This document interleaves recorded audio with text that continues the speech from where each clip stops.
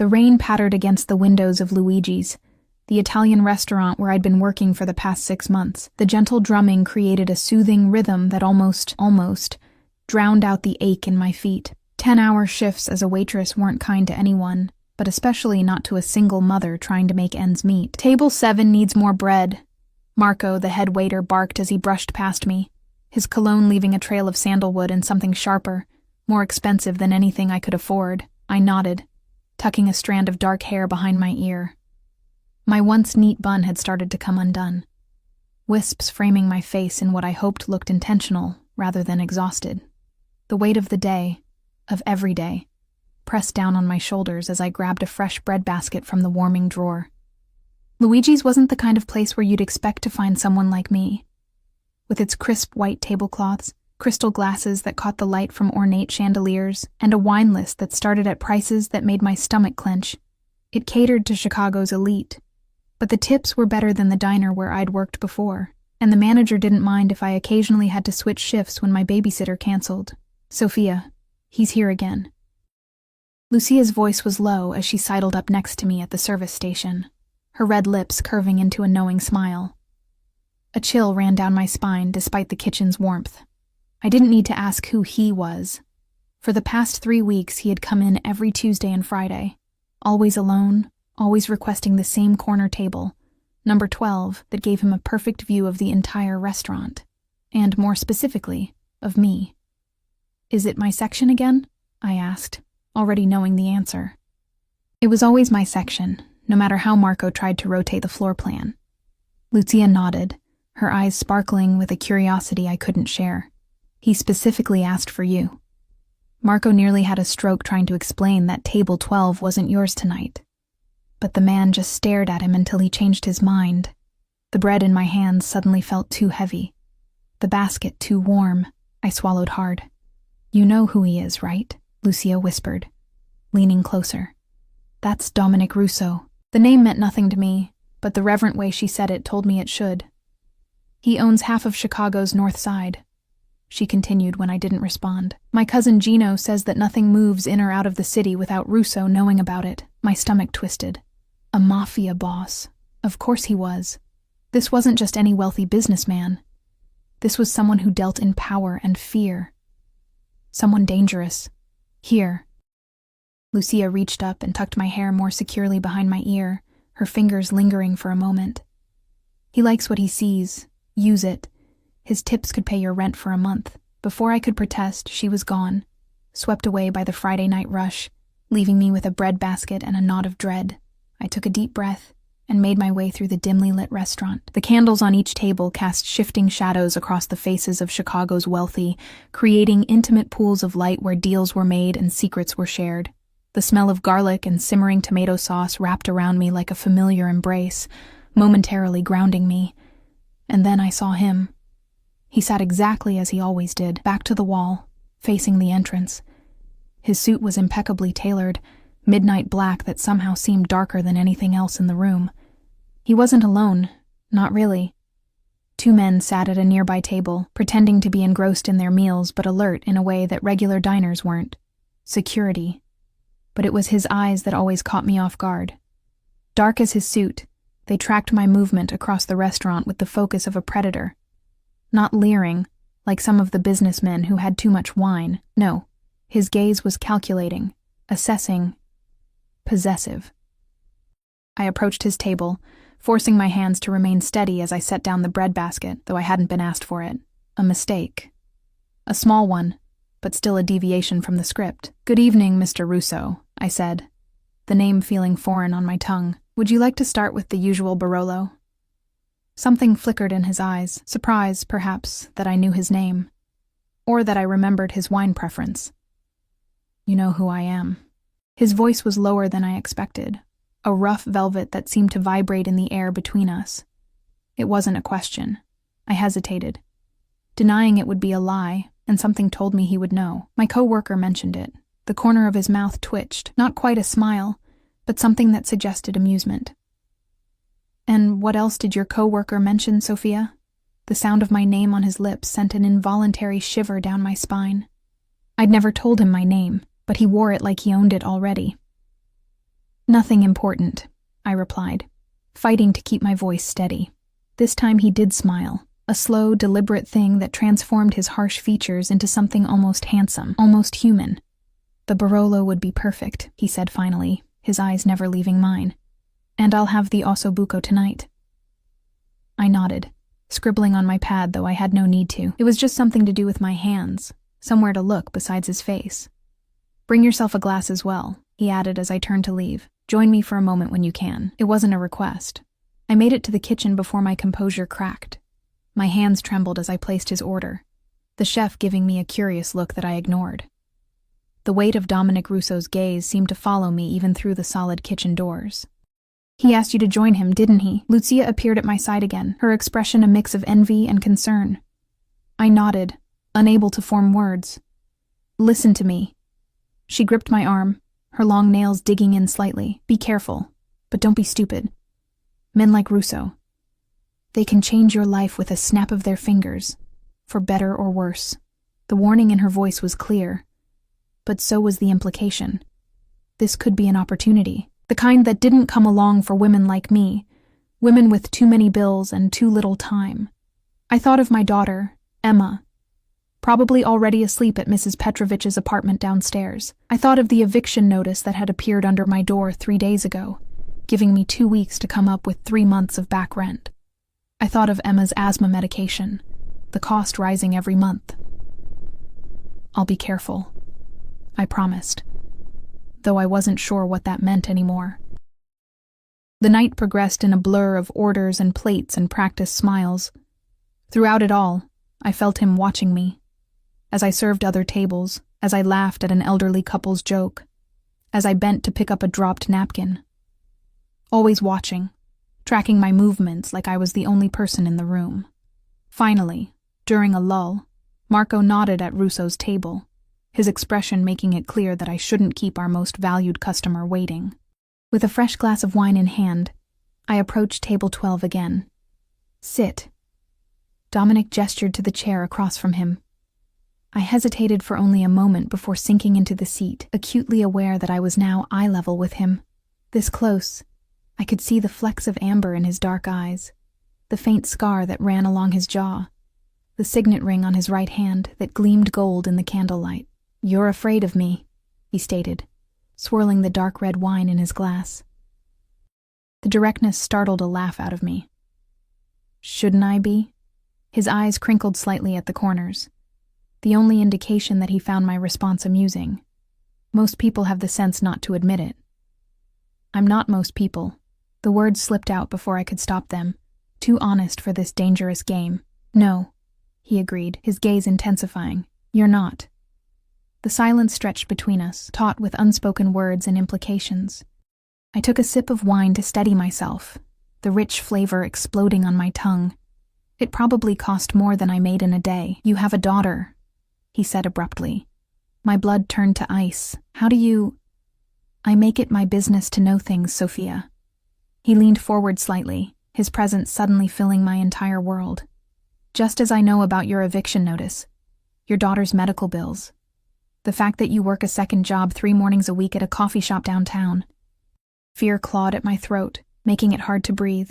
Are you threatening me? For the first time, he looked genuinely surprised, quite the opposite.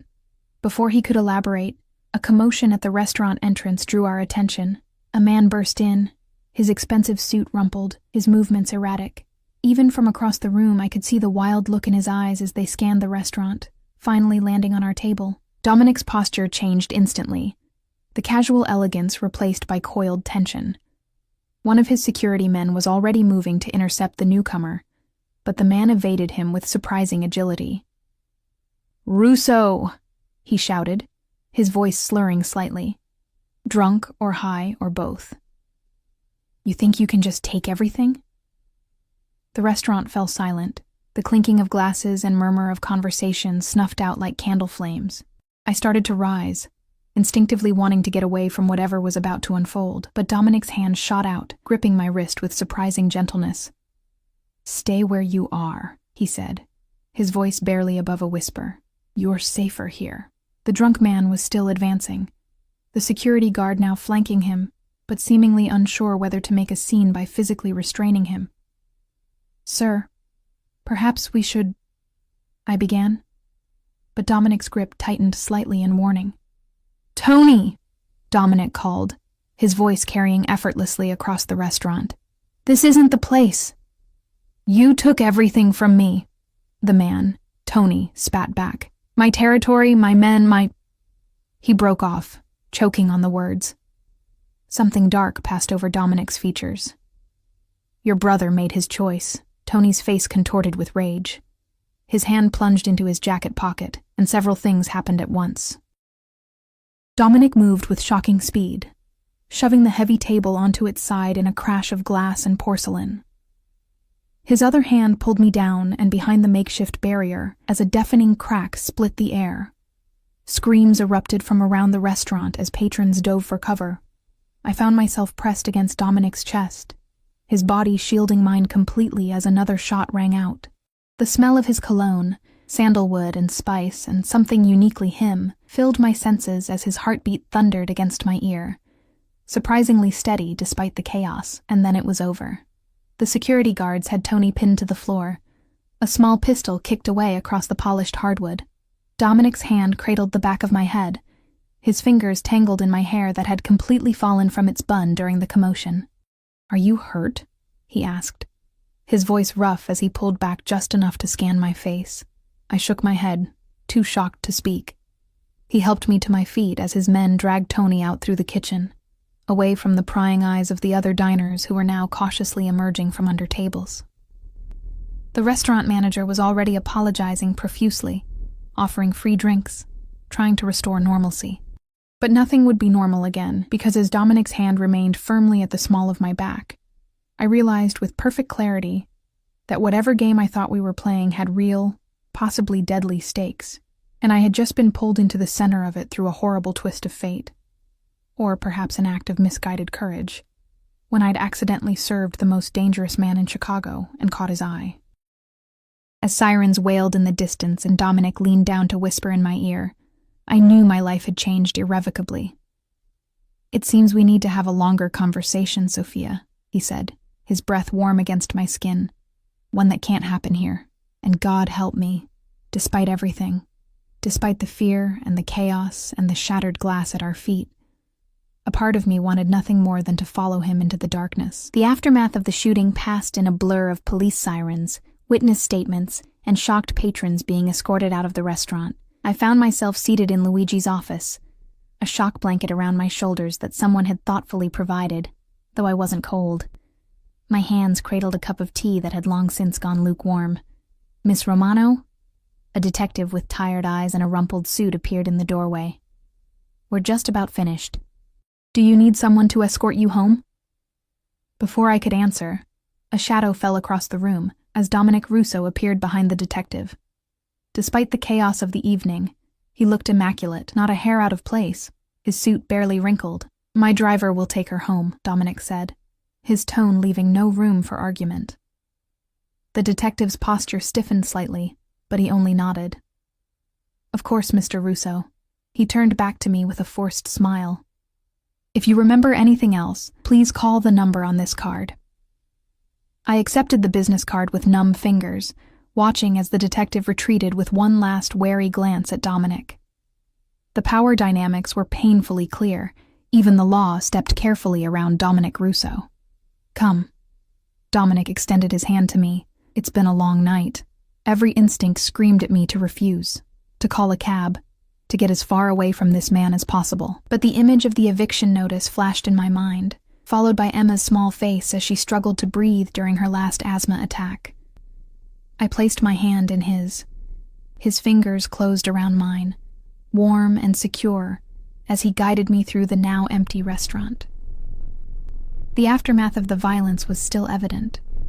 Overturned chairs, shattered glass that crunched beneath our feet, the metallic scent of spilled wine mingling with something more acrid. Yet Dominic moved through it with the ease of a man accustomed to walking through wreckage. Outside, the rain had stopped, but the night air remained heavy with moisture. A sleek black car idled at the curb, its windows tinted so dark they reflected the streetlights like obsidian mirrors. A broad-shouldered man in an equally dark suit held the rear door open, his eyes constantly scanning our surroundings. "This is unnecessary," I said, finding my voice at last. "I can take the bus." Dominic's expression hardened. "A woman was nearly shot because she was sitting with me. You're not taking the bus." The bluntness of his statement sent a fresh wave of fear through me. He was right. I could have died tonight, not because of anything I'd done, but simply because I was in his orbit. I slid into the back seat of the car, the leather cool and buttery soft against my skin. Dominic followed, settling beside me with a grace that belied his size. The door closed with a soft thud that somehow sounded like finality. "Your address?" he asked as the car pulled away from the curb. I hesitated before giving it, knowing I was revealing yet another piece of myself to this dangerous man who already seemed to know too much. The car moved smoothly through the late-night Chicago streets, the driver navigating with silent efficiency. "The man tonight," I said after several minutes of tense silence. "Who was he?" Dominic's gaze shifted from the window to my face. "Someone who blamed me for his brother's poor choices. And did you," I pressed, surprising myself with my boldness, "have something to do with his brother?" A muscle ticked in Dominic's jaw. "His brother worked for me. He decided to steal from me and sell information to a rival organization." He spoke matter-of-factly, as if discussing the weather rather than what I assumed had ended in someone's death. "And now his brother wants revenge." "Tony Visconti is a desperate man making desperate decisions," Dominic said. "He won't be a problem after tonight." The casual certainty with which he dismissed Tony's future sent a chill down my spine. "You're going to kill him," I whispered. Dominic's eyes narrowed. "Is that what you think of me, Sophia? That I solve all my problems with bullets?" I met his gaze steadily. "I don't know what to think of you." Something shifted in his expression. A softening around the edges, perhaps, or a flash of respect. "Tony will be leaving Chicago tonight. His brother's debt has been paid, and I've made arrangements for him to start fresh elsewhere. Sometimes mercy makes a more lasting impression than violence." The car slowed as we entered my neighborhood, a stark contrast to the gleaming downtown district we'd left behind. Here, the buildings were older, worn by time and neglect. Laundry hung from fire escapes, and a group of teenagers lingered on a corner despite the late hour. "This is where you live?" Dominic asked, his voice carefully neutral. I bristled at the implied judgment. "Not all of us have half of Chicago's North Side." To my surprise, a genuine smile curved his lips. "Touché." The car stopped in front of my apartment building. Even in the darkness, the peeling paint and cracked front steps were visible. Dominic's driver immediately exited, opening my door and scanning the area with practiced vigilance. "Wait," Dominic said as I moved to get out. He reached inside his jacket, and I tensed instinctively, but what he withdrew was an envelope, thick and cream-colored. For the inconvenience tonight, I stared at the envelope, understanding exactly what it was. "I don't want your money. It's not a bribe, Sophia. It's compensation for a traumatic experience that was my fault." His eyes held mine. "For your daughter's medication, perhaps. Or to hold off that eviction notice." The mention of Emma made my heart clench. Pride was a luxury I couldn't afford, not when my daughter's well-being was at stake. Still, I hesitated. "There are no strings attached," he added, as if reading my reluctance. "Though I would like to see you again, under better circumstances." I reached for the envelope slowly, feeling as though I were crossing some invisible line. "Why me?" I asked, the question that had been burning inside me since he first started coming to Luigi's. "Why do you keep coming back?" Dominic was quiet for a long moment, his dark eyes studying my face with an intensity that made my breath catch. "Because when you smile, truly smile, not the one you give to customers, it reaches your eyes in a way I haven't seen in a very long time." His voice had dropped lower, more intimate. "Because you treat everyone the same, whether they're the dishwasher or the mayor who dined at table 4 last week. Because despite everything weighing on you, you haven't let it break you."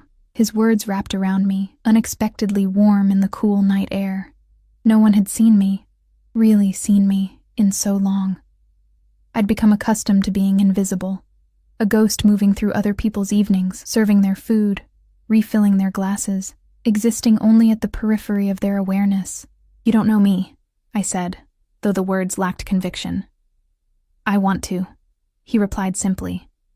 The directness of his answer left me speechless. Before I could formulate a response, the sound of a window opening above us drew my attention. "Sophia, is that you?" Mrs. Petrovich's voice called down. "Emma's been asking for you." She woke up with a cough. Concern immediately overrode everything else. "I'll be right up," I called back, already moving toward the building's entrance. Dominic stepped out of the car, his tall frame illuminated by the streetlights. "Go to your daughter," he said. "But this conversation isn't over." I nodded, clutching the envelope to my chest. "Thank you for the ride. Sophia." He caught my arm gently as I turned to leave. "Lock your doors tonight." The warning in his voice made my stomach knot. "Do you think—" "It's just a precaution," he assured me. "I'll have someone watching the building tonight, but still, be careful." The idea of being watched should have frightened me, but instead, I felt an odd sense of security. "Good night, Mr. Russo. Dominic," he corrected, his fingers lingering on my arm for a moment longer than necessary. "After tonight, I think we're well past formalities." I hurried up the crumbling steps and into the building, feeling his eyes on me until the door closed behind me. Only then, in the dim light of the dingy hallway, did I allow myself to open the envelope. What I saw made me gasp. There was enough cash inside to cover 6 months of rent, with plenty left over. Clipped to the money was a business card with just a phone number, no name. On the back, in bold, slashing handwriting, "If you need anything, anytime." I leaned against the wall, my legs suddenly weak. In one night, my life had veered wildly off course. I had witnessed violence, been protected by one of Chicago's most dangerous men, and now held in my hands the solution to my most pressing problems. But at what cost? Mrs. Petrovich's door opened as I reached the second floor. "Thank goodness you're home," she said, her accent thick with worry. "Emma's fever came back, and her breathing isn't good." All thoughts of Dominic Russo fled as I rushed to my daughter's side. The night's strange events would have to wait. Right now, Emma needed me. Hours later, after I'd given Emma her medication and sat with her until her breathing eased and she fell into a peaceful sleep, I stood at the window of our small apartment, looking down at the street below. The black car was gone, but a different one had taken its place. Dark and unobtrusive, but unmistakably watching. I should have been terrified. Instead, I felt something dangerously close to anticipation stir within me. Whatever game Dominic Russo was playing, I was now a participant, willing or not. And as I finally crawled into bed as dawn began to break over Chicago's skyline, I couldn't help but wonder what the next day would bring. Morning came too soon, sunlight filtering through the thin curtains of our one-bedroom apartment. I'd managed maybe 3 hours of sleep, my dreams haunted by gunshots and dark, intense eyes. Emma was still sleeping, her breathing finally even after a rough night. I watched her for a moment, her small chest rising and falling. Dark curls splayed across the pillow. She was the one pure thing in my life. The reason I pushed through each exhausting day. I made coffee in the kitchenette, the familiar ritual grounding me after the surreal events of the previous night. The envelope from Dominic sat on the counter where I'd left it, its presence both a relief and a burden. I'd counted it 3 times before finally falling asleep. Enough money to solve my immediate problems, and then some. A lifeline I desperately needed, but was afraid to grasp. A soft knock at the door startled me from my thoughts. Through the peephole, I saw not who I feared, or perhaps secretly hoped for, but a delivery man holding a large paper bag. "Delivery for Sophia Romano," he said when I cracked the door, chain still in place. "I didn't order anything," he shrugged, looking bored. "Already paid for. From Caravelli's Bakery." Caravelli's was an upscale Italian bakery in the Gold Coast neighborhood, somewhere I'd never been able to afford. I accepted the bag with hesitant thanks and closed the door, setting it on the kitchen counter with suspicion. Inside was an assortment of pastries. Still warm cornetti, chocolate-filled bomboloni, and delicate sfogliatelle that flaked at the slightest touch. Nestled among them was a small card with the same bold handwriting from last night. "For you and Emma. I took the liberty of calling Luigi's. Your shifts are covered for the next 3 days. Rest, D." I stared at the note, emotions warring inside me. The presumption of it, arranging my work schedule without consulting me, should have infuriated me. Instead, a treacherous warmth spread through my chest at the thoughtfulness. 3 days to recover, to be with Emma, to not worry about juggling everything for just a little while. Mommy? What's that smell? Emma padded into the kitchen, rubbing sleep from her eyes, her favorite stuffed rabbit dragging behind her. Breakfast, I said, pushing aside my complicated feelings to smile at my daughter. How are you feeling, sweetheart? Better. She climbed onto one of our mismatched kitchen chairs, eyes widening at the sight of the pastries. Are those for us? I nodded, selecting a cornetto for her and placing it on a plate. A friend sent them. Which friend? She bit into the pastry, her expression melting into delight as the buttery layers dissolved on her tongue. Someone from work. It wasn't exactly a lie. Emma seemed satisfied with this explanation, happily demolishing her breakfast. I watched her, marveling as always at her resilience. At 5 years old, she'd already endured more than some people faced in a lifetime. Her father's abandonment before she was born, the constant moves as I struggled to keep us afloat, the frightening asthma attacks that had started last year. The image of Tony Visconti's gun flashed in my mind. What if something had happened to me last night? What would become of Emma? Mommy, you're squishing your pastry, Emma said, pulling me from my dark thoughts. I looked down to see I'd crushed the sfogliatella in my hand, flaky pastry crumbling between my fingers. Just clumsy, I said with a forced laugh, brushing the crumbs into a napkin. After breakfast, I helped Emma dress for the day, grateful that she seemed to have recovered from last night's asthma flare-up. With unexpected free time stretching before us, I suggested we visit the park a few blocks away, something we rarely got to do together because of my work schedule. As we left the apartment, I couldn't help scanning the street, looking for the car from last night. It was gone, but I couldn't shake the feeling of being watched. Was this how it would be now? Always looking over my shoulder, wondering if Dominic's eyes, or those of his men, were on me. The park was busy with morning joggers and mothers with strollers. Emma ran to the playground, immediately making friends with a girl her age on the swings. I sat on a nearby bench, the spring sunshine warm on my face despite the lingering chill in the air. Ms. Romano. I jumped at the voice beside me. A man had sat down, slender, with salt and pepper hair and wire-rimmed glasses that gave him a scholarly appearance. He didn't look like one of Dominic's men, but the way he'd appeared so silently beside me set off warning bells. Who are you? I asked, already half rising, ready to grab Emma and run. Please, don't be alarmed. His voice was calm, almost soothing. My name is Gabriel. I work for Mr. Russo in various capacities. I sank back onto the bench, keeping my eyes on Emma. What do you want? Just to deliver a message. He followed my gaze to the playground. Your daughter seems well today. I understand she had a difficult night. The casual reference to Emma's health made my blood run cold. Are you threatening my child? My voice was low, but fierce. Gabriel looked genuinely startled. Of course not, Mr. Russo was concerned when he heard about her condition.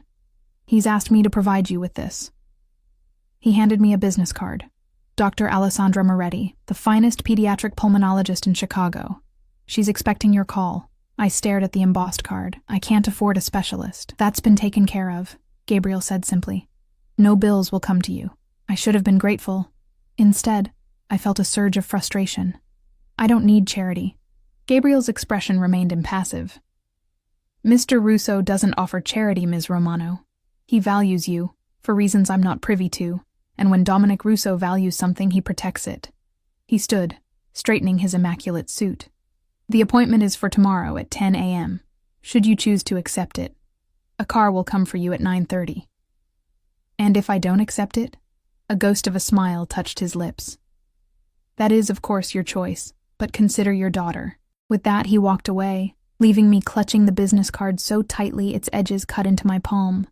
I watched Emma laughing on the swings, her dark curls bouncing in the sunlight. What mother wouldn't move heaven and earth for her child? But this was something else entirely. Accepting Dominic's money had been one thing, a one-time transaction, a compensation, as he'd put it. This was ongoing involvement, a debt that would keep growing with no clear way to repay it. Yet looking at Emma, remembering the terrifying nights when her small body struggled for breath. How could I refuse? The rest of the day passed in a haze of indecision. Emma and I spent the afternoon watching movies on our secondhand TV, ordered pizza for dinner, a rare treat, and I read her 3 stories at bedtime instead of the usual one.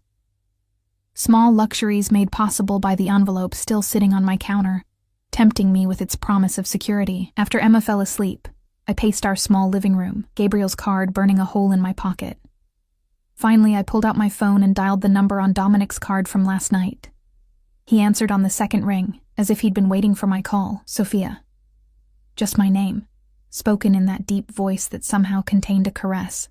The doctor, I said without preamble. Your man said you'd arranged it. Gabriel can be abrupt, but he's loyal. There was a pause. Will you take Emma to see Dr. Moretti? Why are you doing this? The question burst from me, all the confusion and frustration of the past 24 hours pouring into the words. Silence stretched between us, filled only with the sound of his breathing. I told you last night. I see you, Sophia. In a world of people looking to take, you only give. To your daughter, to the customers at Luigi's, to that old woman in apartment 2B who you bring groceries to each week. I inhaled sharply. How long had he been watching me? How much did he know? I'm not asking for anything in return, he continued, considerate. Balancing the scales for putting you in danger last night. And after the appointment, what then? I could almost hear his smile through the phone. Then, I'd like to take you to dinner. Somewhere you don't have to serve the food. Despite everything, a laugh escaped me. Is this how you normally court women? Arranging medical care for their children? There's nothing normal about this situation, Sophia. His voice had dropped lower, sending an involuntary shiver down my spine. Or about how I feel when I'm with you. The raw honesty in his words caught me off guard. This dangerous man, this mafia boss who commanded fear and respect throughout the city, was laying himself bare to a waitress from the wrong side of town. The car will come tomorrow, I said finally. For the appointment. Thank you. The relief in his voice was palpable. And dinner? I hesitated, knowing I was standing at a precipice. One step at a time. Always cautious, he murmured. It's what keeps you alive. Is that a warning or an observation? Both. The single word carried weight. Get some rest, Sophia. I'll be in touch. The line went dead, leaving me staring at my phone, wondering what I'd just agreed to. Sleep eluded me that night. I kept replaying Dominic's words, the feeling of his body shielding mine during the shooting, the way his eyes followed me across the restaurant. Something was happening between us. Something dangerous and exhilarating that made my heart race even as my mind screamed caution. Morning arrived with another delivery.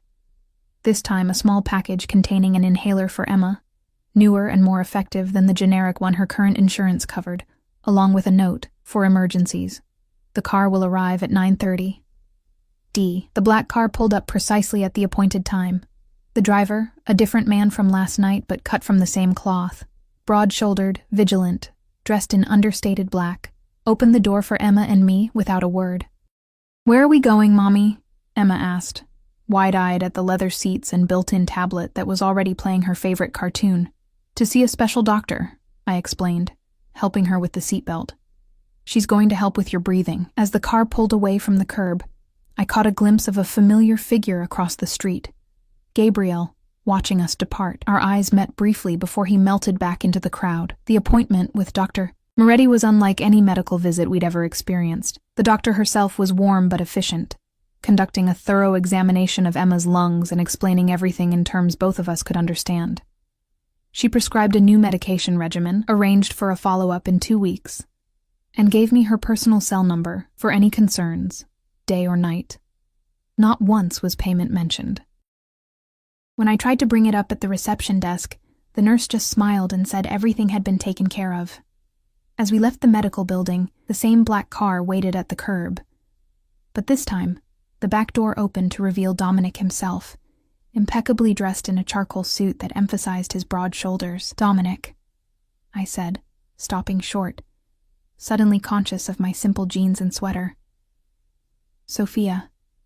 His eyes moved from me to Emma, who partially hid behind my legs. His expression softened as he crouched down to her level, "You must be Emma," he said, his voice gentler than I'd ever heard it. "I'm a friend of your mother's." Emma studied him with the unfiltered curiosity of a child. "You have a nice car." A genuine smile transformed Dominic's face, erasing the hard edges and making him look almost boyish. "Thank you. Would you and your mother like to join me for lunch?" Emma looked up at me questioningly. I hesitated, caught off guard by the unexpected invitation and the strange tableau we presented: the Mafia boss, the waitress, and the little girl on a Chicago sidewalk in spring. "Please, Mommy." Emma tugged at my hand. "I'm hungry." Looking at Dominic's expectant face, I realized I'd been tumbling toward this moment since the first time he walked into Luigi's and fixed those dark eyes on me. One way or another, our paths were now intertwined. "Lunch would be lovely," I said, taking the hand he offered and stepping into the car, into whatever future awaited us. Lunch was at a small Italian restaurant tucked away on a tree-lined street in Lincoln Park. Not ostentatious like Luigi's, but authentic in a way that spoke of generations of family recipes. The owner greeted Dominic like a long-lost son, kissing both his cheeks and exclaiming over Emma, who beamed at the attention. No one questioned why someone like Dominic Russo was dining with someone like me. Here, it seemed, he wasn't a Mafia boss, but simply a valued patron. We were seated in a private corner booth, the red checkered tablecloth and candle in a wine bottle giving the space a cozy, intimate feel. Emma was delighted when the owner's wife brought her crayons and paper, keeping her occupied while Dominic and I talked. "The doctor was impressed with how well Emma handled herself," Dominic said, pouring me a glass of water from the carafe on the table. "She said Emma is very brave." I watched my daughter as she concentrated on her drawing, tongue poking out between her lips. "She's had to be," I said softly. Dominic's eyes were intent on my face. "Her father?" The question was gentle but direct. I hesitated, then decided that after everything that had happened, half-truths would serve no purpose. "He left when I told him I was pregnant," I said, tracing a pattern on the tablecloth. "Emma has never met him, and he's never asked to meet her." Something dark flashed across Dominic's face. "His name?" "Why?" I asked, suddenly wary. "So you can track him down? Teach him a lesson about responsibility?" Would that be so terrible? There was no humor in his smile. "Yes," I said firmly. "He made his choice. Emma and I have managed without him." "At what cost to you?" Dominic leaned forward, his voice dropping lower. "I've seen you, Sophia, working 2 jobs, barely sleeping, stretching every dollar until it screams. You deserve more. And you're offering to provide it?" The words came out sharper than I intended. "In exchange for what?" For the first time, Dominic looked genuinely taken aback. "Is that what you think this is, a transaction?" I glanced at Emma, ensuring she was still absorbed in her drawing before continuing. "I don't know what this is," I admitted. "Men like you don't notice women like me without a reason." "Men like me," he repeated, a hint of bitterness in his tone. "You've already decided who I am based on rumors and speculation." "You didn't deny being what Lucia called you, a Mafia boss," I countered. "Would you have believed me if I had?" He held my gaze steadily. "We all have labels, Sophia. I'm sure people have labeled you as well. Single mother, waitress, struggling. Do those encompass everything you are?" His words hit uncomfortably close to home. How many times had I been dismissed, overlooked, defined by my circumstances rather than my character? "You're right," I conceded. "I'm sorry." Dominic's expression softened. "I'm not asking you to ignore what I am or what I've done. I'm just asking for the chance to show you who I am beyond the rumors." Before I could respond, our food arrived, a parade of dishes that made Emma's eyes widen in delight. For a while, conversation gave way to the simple pleasure of the meal. I watched as Dominic patiently showed Emma how to twirl spaghetti on her fork, the tender way he wiped sauce from her chin with his napkin, the genuine laugh that escaped him when she told a silly knock-knock joke. This man who commanded fear and respect throughout Chicago was gentle with my daughter in a way that made something inside me ache. "Mr. Dominic, are you my mommy's boyfriend?"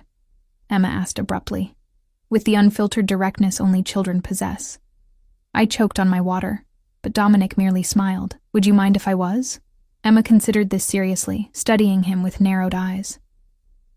Do you make her smile? Daddy didn't make her smile. That's why he went away. My heart clenched at her simplified understanding of her father's abandonment, at the protective instinct behind her question. Emma, I began, but Dominic held up a hand. That's a very good question, he told her solemnly. Making someone smile is very important. I hope I do make your mother smile, and I promise to try my best to keep doing so.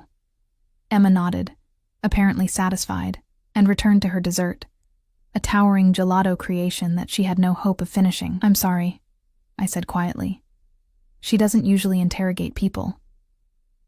Don't apologize. She's protecting you. His eyes were warm as they met mine. She loves you very much. She's everything to me, I said simply. Dominic nodded, understanding in his gaze. Family is everything. After lunch, despite my protests that we could take the bus, Dominic insisted on driving us home.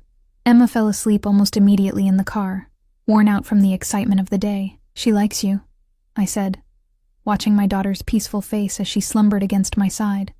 High praise, Dominic replied with a smile that transformed his face. Children are excellent judges of character. Then what does that say about her father? The question slipped out before I could stop it.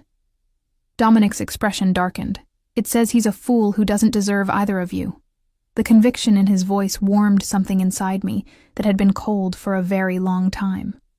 When was the last time someone had defended me, had been indignant on my behalf? I'd grown so used to handling everything alone that the sensation was almost foreign. Will you have dinner with me tomorrow night? He asked as the car pulled up to my apartment building. Just the two of us. I hesitated, glancing at Emma. I don't have a babysitter. Mrs. Petrovich would be happy to watch her, I'm sure. At my surprised look, he added, I may have spoken to her briefly while you were getting ready this morning. The idea of Dominic chatting with my elderly neighbor should have been amusing, but it only underscored how thoroughly he'd inserted himself into my life in the span of a few days. You've thought of everything, haven't you? I try to.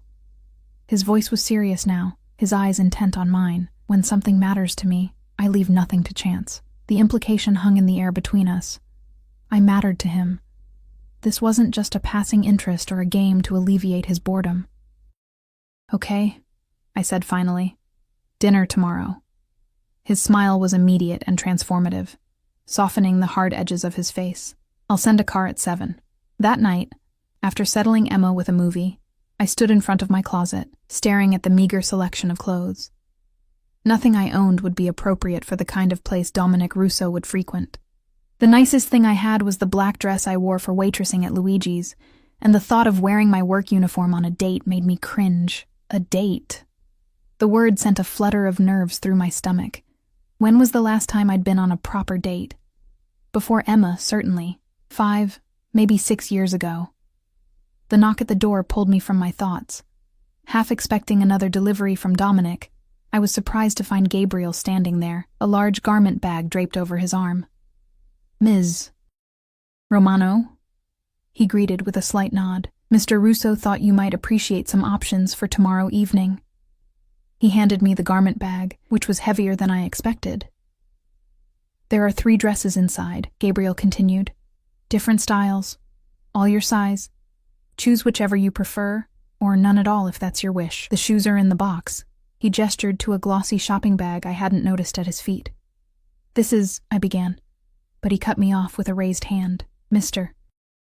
Russo was very clear that this is not an obligation but an option. He said, and I quote, "Tell her she's beautiful in anything, but she deserves to feel special." Gabriel's expression remained impassive, but I thought I detected a hint of amusement in his eyes. He can be quite poetic when it comes to you. After Gabriel left, I unzipped the garment bag with trembling fingers. Inside were 3 dresses that probably cost more than 6 months of my rent. A deep emerald silk that would highlight my eyes, a classic black that was worlds away from my waitress uniform, and a burgundy wrap dress that looked both elegant and comfortable. Tears pricked at my eyes unexpectedly. Not because of the extravagance, though that was overwhelming, but because of the thoughtfulness. Dominic had chosen options that were beautiful, but not overly revealing. Sophisticated, but not intimidating. Clothes that would make me feel confident rather than out of place. The box contained 3 pairs of shoes, all with sensible heels I could actually walk in.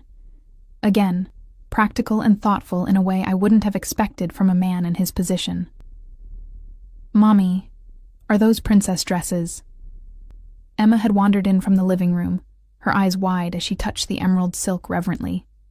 "Kind of," I said, wiping away a stray tear before she could see it. "Mr. Dominic sent them for me to wear tomorrow." Emma nodded sagely. "He does make you smile." She looked up at me with innocent wisdom. "I told Nonna Petrovich that I think he likes you. She said he looks at you like you're gelato and he's been in the desert." A startled laugh escaped me at her blunt assessment and Mrs. Petrovich's colorful analogy. "Did she now?" Emma nodded again. "She says it's good that a man wants to take care of you for a change, that you work too hard." She touched the dresses again. "I think you should wear the green one. It matches your eyes, like mine." "That's a good choice," I agreed, touched by her certainty. "Now, back to your movie while I finish up in here." After tucking Emma into bed that night, I sat on my own bed, the emerald dress laid out beside me. Mrs. Petrovich's words, filtered through Emma's innocent repetition, echoed in my mind. A man who wanted to take care of me. When was the last time anyone had wanted to take care of me? I'd been so busy taking care of everyone else. Emma, my elderly neighbors, even my customers at Luigi's, that the idea of someone wanting to shoulder some of that burden was both alluring and terrifying. Especially when that someone was Dominic Russo, a man whose world was so different from mine, whose power and influence were frightening in their scope. Yet there was something about him that called to me. Not just the obvious attraction, though that was undeniable, but the way he looked at me like he saw beyond the exhausted waitress, beyond the struggling single mother, the way he treated Emma with genuine kindness and respect, the way he seemed to understand my pride even as he tried to help without wounding it. Tomorrow night, I would step into his world fully for the first time. The thought should have terrified me. Instead, as I finally drifted off to sleep, I felt something I hadn't experienced in years. Anticipation. The next day passed in a blur of nervous energy. I deep-cleaned the apartment, helped Emma with her reading practice, and spent far more time than usual on my appearance. By the time 7 o'clock approached, I was ready, the emerald dress fitting as if it had been made for me, my hair swept up in a simple but elegant style. "You look like a princess," Emma declared from where she sat on my bed, watching me apply the final touches of makeup. "Thank you, sweetheart." I turned to her, suddenly anxious. "You're sure you're okay staying with Mrs. Petrovich tonight?" Emma nodded enthusiastically. "She's making pierogi and letting me watch Frozen again." The doorbell rang, and my heart jumped into my throat. That's probably her now. But when I opened the door, it wasn't Mrs. Petrovich. It was Dominic, standing in my dingy hallway like an apparition from another world, holding a small bouquet of white roses and looking at me as if he'd never seen anything more beautiful. "Sophia," he said, my name a caress on his lips. "You are breathtaking." In that moment, with Dominic's eyes on me, I felt truly seen for the first time in years, not as a waitress, not as a struggling single mother, but as a woman, desirable and worthy of attention. "Thank you," I managed, accepting the roses. Their subtle fragrance filled the small entryway, elegant and understated. "I didn't expect you to come up. I wanted to," he said simply. His gaze moved past me as Emma appeared in the doorway to my bedroom, curious about our visitor. "Hi, Mr. Dominic," she called, waving enthusiastically. His expression softened as it always did around my daughter. "Hello, Emma. Are you having a special night too?" She nodded vigorously. "Nonna Petrovich is making pierogi and we're watching Frozen." "That sounds wonderful," he replied with complete sincerity, as if a 5-year-old's evening plans were as important as any business deal. A knock at the still-open door announced Mrs. Petrovich's arrival. The elderly woman's eyes widened when she saw Dominic, then darted between us with poorly concealed interest. "So, this is the gentleman," she said, her heavy Polish accent making the words sound like both an accusation and approval. She extended a gnarled hand to Dominic. "Irina Petrovich." To my surprise, Dominic bent over her hand with old-world courtesy, murmuring something in what sounded like fluent Polish. Mrs. Petrovich's weathered face broke into a delighted smile. A man who speaks the mother tongue, and with such good manners. She turned to me with a decisive nod. This one is better than the last. Much better. I felt heat rise to my cheeks, but Dominic merely smiled, seemingly unruffled by her blunt assessment. After gathering Emma's things and giving her a kiss goodbye, we left the apartment. Dominic's hand rested lightly at the small of my back as we descended the stairs, a gentle pressure that felt both protective and possessive. "Your neighbor approves of me," he commented with a hint of amusement as we reached the street where his car waited. "Mrs. Petrovich approves of anyone who speaks Polish and has good manners," I replied, though we both knew that wasn't entirely true. The elderly woman had an uncanny knack for reading people, a skill honed through surviving both Nazi occupation and Soviet rule before immigrating to America. The car ride passed in comfortable conversation, Dominic asking about my day, about Emma's favorite books, about small things that most men wouldn't think to inquire about. He listened to my answers with genuine interest, as if my mundane life was somehow fascinating to him. We arrived at a restaurant I'd never heard of, a discreet establishment with no sign, just an unmarked door, where a valet appeared immediately to take the car. Inside, the space was intimate and elegant, with only about a dozen tables, each set far enough apart to ensure privacy. The maitre d' greeted Dominic by name, leading us to a corner table that offered a view of both the entire restaurant and the Chicago skyline beyond the windows. "This place isn't in any guidebooks," Dominic explained as we were seated. "The chef only serves people he approves of. Getting a reservation can take months, unless you know the right people." "And you're the right people," I said. Not a question, but a statement. His lips quirked in a half-smile. "In this case, yes." No menus appeared. Instead, the chef himself emerged from the kitchen to discuss our preferences, his manner deferential toward Dominic, but warm and welcoming to me. Wine appeared, a rich Italian red that tasted like velvet, and then a progression of dishes began to arrive, each one more exquisite than the last. "How did you get started?"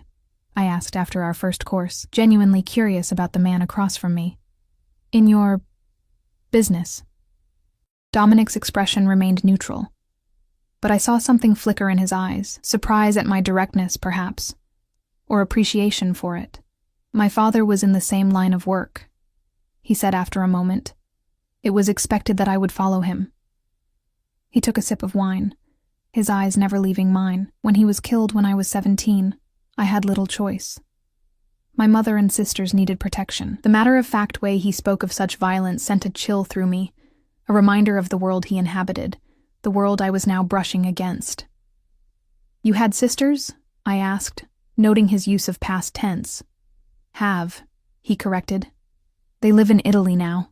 Safer that way. My mother passed 5 years ago." "I'm sorry," I said softly. He inclined his head in acknowledgement. "Family is everything, Sophia. It's why I understand your devotion to Emma. The lengths you would go to protect her. She's never had anyone but me," I admitted. "Her father." I hesitated, then decided that after everything, Dominic deserved the truth. His name was Ryan Callahan. He worked at the investment firm where I was a receptionist before Emma. When I told him I was pregnant, he offered me money for an abortion. When I refused, he had me fired and disappeared. Dominic's expression darkened, a muscle ticking in his jaw. "This man, does he still work there?" "I don't know," I said honestly. "I haven't checked. It doesn't matter anymore." "It matters," Dominic said, his voice low and controlled, but with an undercurrent of anger that made me shiver. "Men should take responsibility for their children." I reached across the table, placing my hand over his. "Promise me you won't do anything. Emma and I have moved on. We're better without him." He was silent for a long moment, his eyes searching mine. Finally, he nodded. "As you wish." The rest of dinner passed more lightly, conversation flowing easily between us. Dominic told me about growing up in Chicago's Little Italy, about his mother's cooking, about summers spent visiting relatives in Sicily. I shared stories about Emma's first steps, about my dreams of going back to school someday, about the novel I'd been writing in fragments late at night when I couldn't sleep. "I'd like to read it," he said, surprising me. "Your novel." I laughed, embarrassed.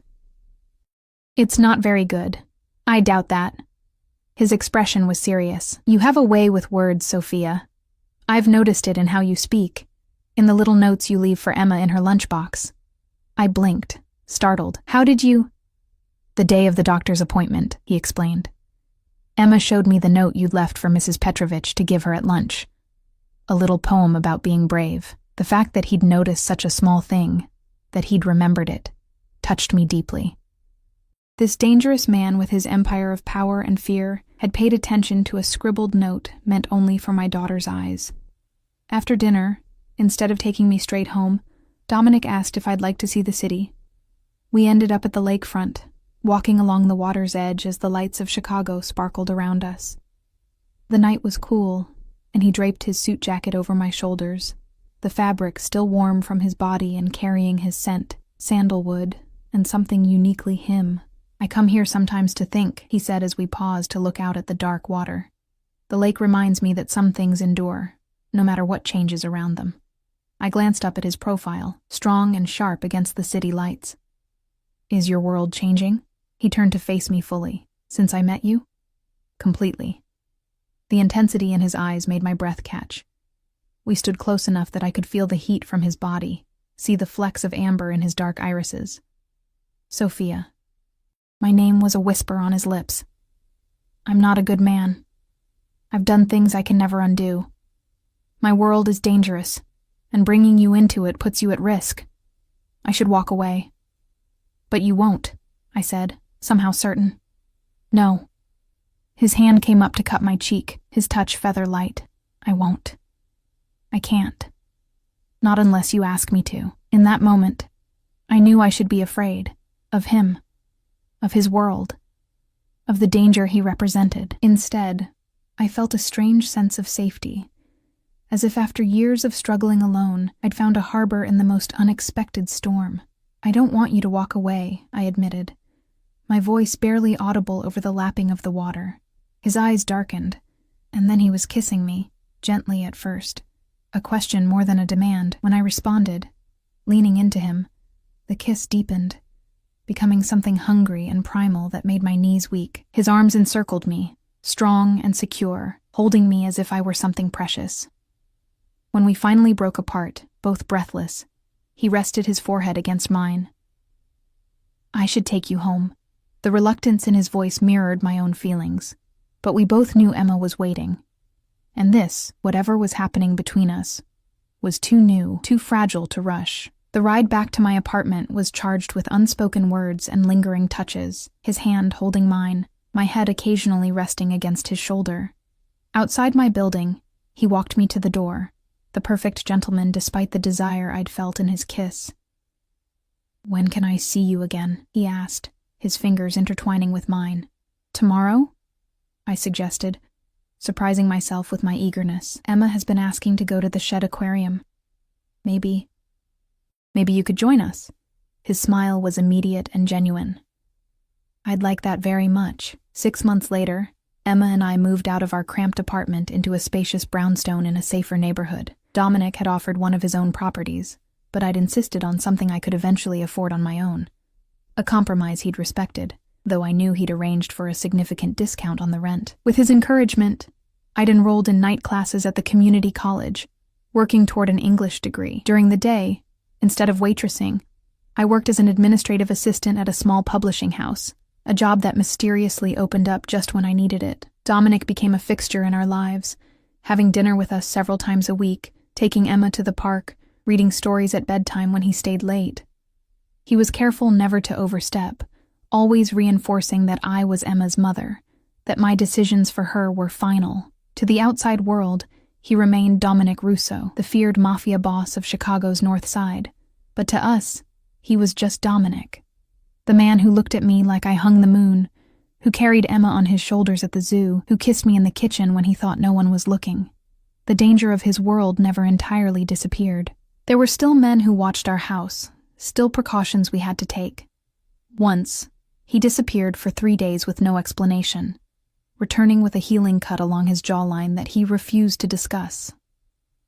I learned not to ask about certain aspects of his business, and he never brought that darkness home to us. On Christmas Eve, with snow falling gently outside, and Emma finally asleep after the excitement of hanging stockings. Dominic knelt in front of me by the fireplace of our new home. The ring he offered was elegant, but not ostentatious. A perfect oval diamond flanked by emeralds that matched my eyes. "I can't promise you a normal life," he said, his voice rough with emotion. "But I can promise that you and Emma will always be protected, always be loved, always be my priority. I want to build a family with you, Sophia. If you'll have me." Tears blurred my vision as I looked at this complicated man who had transformed my life. "Yes," I whispered. "We'll have you."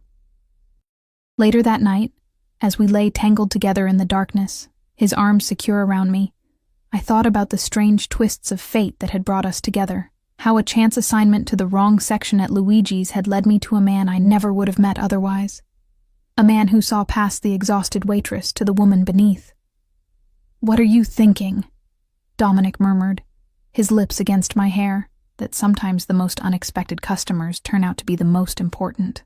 I replied, nestling closer into his embrace. His soft laughter rumbled against my ear. "I was never just a customer, Sophia. From the first moment I saw you, you were it for me, the beginning and end of everything." As I drifted toward sleep in the arms of the most dangerous man in Chicago, the man who would soon be my husband, who already was Emma's devoted protector, I knew that our story was anything but conventional, but it was ours, built on unlikely circumstances and undeniable connection. He had watched me every night from that corner table, but now I could watch over him too, guiding him toward the light, even as he shielded us from the darkness. Together, we had found something neither of us expected, not just passion or protection, but a family, forged in the most unlikely of circumstances, and stronger for the trials that had brought us together. And as Dominic's breathing deepened in sleep, his body curled protectively around mine. I knew with absolute certainty that what had begun with a mafia boss watching a waitress had transformed into something much more powerful, a love strong enough to build a future neither of us had dared to imagine before.